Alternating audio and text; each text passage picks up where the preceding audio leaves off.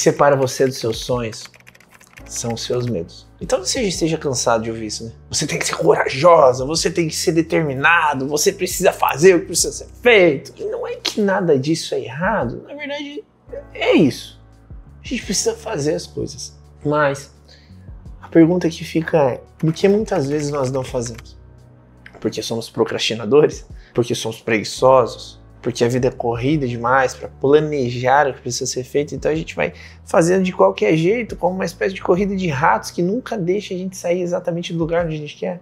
Será que é só isso? Eu queria te contar uma história. É uma história que mudou completamente a minha vida e fez com que eu quisesse mesmo realizar os meus sonhos.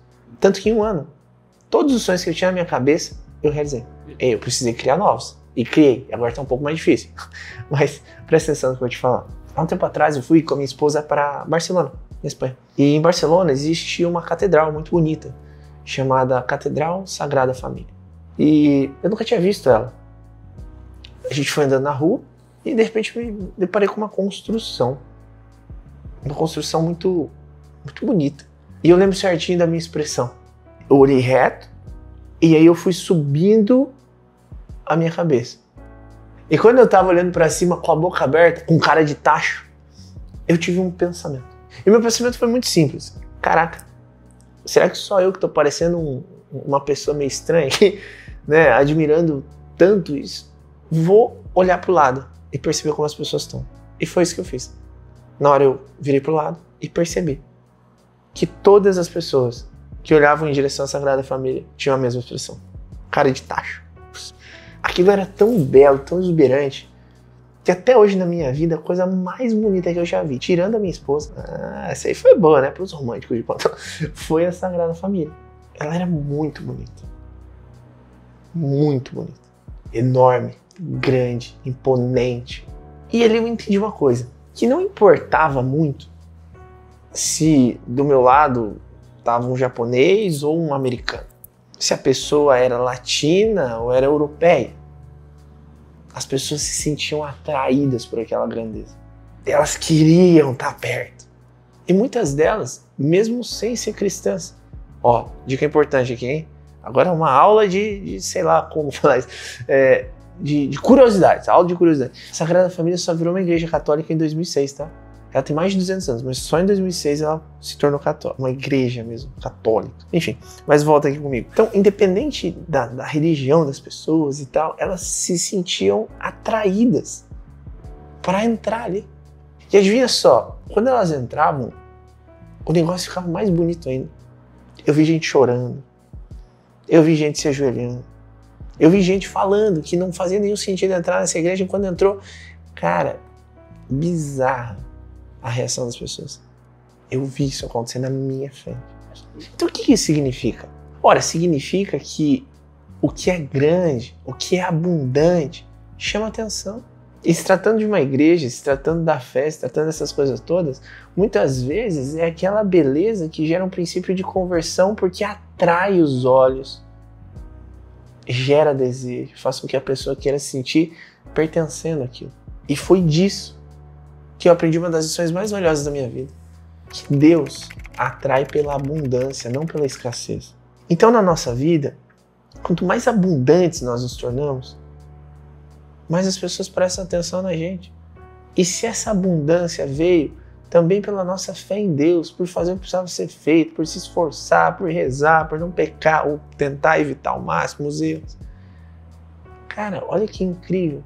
A gente muitas vezes pode dar o nosso testemunho e aproximar as pessoas de Cristo. Então por que às vezes a gente não tem sucesso?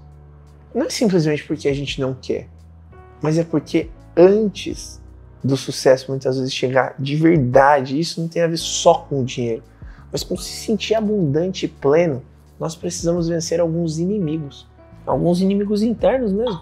E um desses inimigos é o lado oculto do mundo, é a maldade. Se você quiser chamar de Satanás, você chama de Satanás. Se quiser chamar de diabo, você chama de diabo. Se você quiser chamar de forças negras ocultas, você chama de forças negras ocultas. Se você quiser chamar de espírito obsessor, você chama de espírito obsessor. O que você quiser.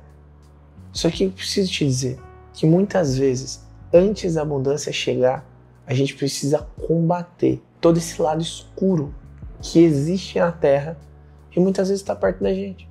O diabo, a maldade, enfim, independente da nomenclatura que você der, ele atua justamente na escassez. Então, quanto mais escasso você tiver, menos as pessoas te notam, menos o seu testemunho tem força, menos as pessoas te veem como uma referência e menos elas realmente seguem o que você fala. Entende? Então, se eu, mesmo crendo em Deus, sou escasso, as pessoas não prestam atenção em mim e acham que eu falo uma baboseira, mesmo que eu estiver falando uma coisa maravilhosa. Então, eu preciso prosperar. Eu preciso ser abundante. Porque isso gera uma percepção muito diferente em quem me percebe. E por que então que a gente fica escasso muitas vezes? Porque na escassez, o nosso testemunho não tem força. E o que nos afasta do sucesso é justamente a escassez. E como que essa escassez se manifesta na nossa vida? Olha que loucura! Muitas vezes essa escassez se manifesta através de sintomas. Quando você começa a não estar disposto para fazer as coisas, quando os medos só vão crescendo no nosso coração, quando a procrastinação vai aumentando, é sinal de que a nossa cabeça não está boa. E o meio pelo qual a maldade, o diabo, enfim, a nomenclatura que você quiser, fala com você é através de pensamentos intrusivos. Você começa a ter pensamentos ruins, disfuncionais, escassos. Você começa a ter medo das coisas, você começa a fazer cada vez menos e se sentir cada vez mais cansado. Então, olha só, eu estou fazendo menos e eu estou me sentindo mais cansado. Você já viveu isso? Eu já vivi isso. E eu vou ficando cada vez mais medroso e parece que o fôlego e a disposição que eu tinha eu já não tenho. E eu vou ficando cada vez mais depressivo, instável, insatisfeito, reclamão. Eu vou construindo crenças ruins para justificar a minha escassez. E tudo isso vai gerando uma pressão. Olha que louco. Tudo isso vai gerando uma pressão na sua cabeça. Você vai se sentindo cada vez mais mentalmente mal, pressionado, instável, insatisfeito. E é nesse momento que você busca um prazer. Que prazeres são esses? Geralmente são prazeres da carne. Esses prazeres da carne, comumente, são pecados. Então você começa a comer mais, você começa a ter problemas sexuais, né? Tipo assim, uma sexualidade exacerbada, começa a transar com todo mundo, começa a se masturbar, começa a ver pornografia, começa a dormir mais do que devia. Então eu vou crescendo dentro do meu coração o erro. E para tentar me limpar de um erro que faz eu me sentir pior ainda no médio prazo, eu cometo outro erro.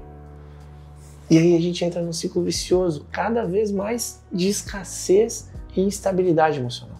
E cada vez mais eu vou me afastando da abundância do mundo, da prosperidade. E é essa guerra interna que você vai precisar lidar por um tempo.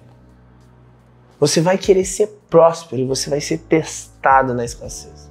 Você vai querer que as coisas deem certo e quando você se esforça elas dão errado. E você vai ser testado. Só que se você continua fiel à palavra e continua se orientando em busca do aprendizado para realizar e concretizar os seus sonhos e desejos, bater as suas metas, esse processo todo te faz ficar mais virtuoso, mais puro, mais limpo internamente. E essa virtude, essa limpeza, esse seu processo íntimo lá no fundo do seu coração faz com que você vá conhecendo todos os processos necessários para que você se torne próspero, rico e abundante. E através disso realize os seus sonhos. No fundo, tudo que você precisa entender é o seguinte: a abundância te conecta com Deus, dá força ao seu testemunho e faz com que você se torne um farol na vida dos outros. A escassez faz com que a sua palavra tenha cada vez menos força, o teu testemunho seja cada vez mais negligenciado e você vá cada vez mais se perdendo através de prazeres que visam aliviar todo o sofrimento que você está vivendo. Não precisa ser assim. Então, se você quer realizar os seus sonhos, coloca na sua cabeça duas coisas. Primeiro, você precisa estabelecer metas muito claras. Aprender todo o necessário para alcançar elas. E não parar de caminhar até chegar lá. Segundo, você vai precisar cada vez mais evitar os seus erros, ser fiel à palavra e cumprir tudo que for necessário para o fortalecimento da sua vida espiritual. Se você fizer isso, com planos claros e rotinas bem alinhadas, a sua vida vai mudar. E aí essa distância imensa entre os seus sonhos e a realização vai diminuir. Porque você perde o medo de viver.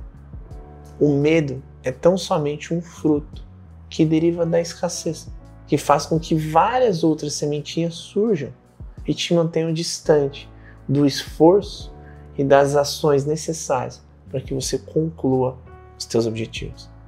Deus quer te ver abundante, quer te ver bem, quer te ver realizado, quer que você seja uma palavra boa no coração de alguém que está tendo um dia ruim.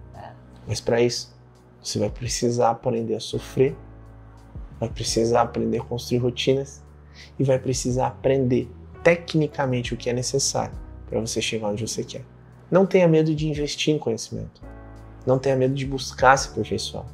Não tenha medo de dar os próximos passos. O que eu mais vejo são pessoas que seguem esse caminho e mais rápido se transformam em tudo aquilo que elas desejam ser. O limite da nossa vida geralmente está na nossa cabeça. Pensa nisso e manda esse videozinho para quem está precisando de Deus no coração, vai ser importante. Te vejo em breve.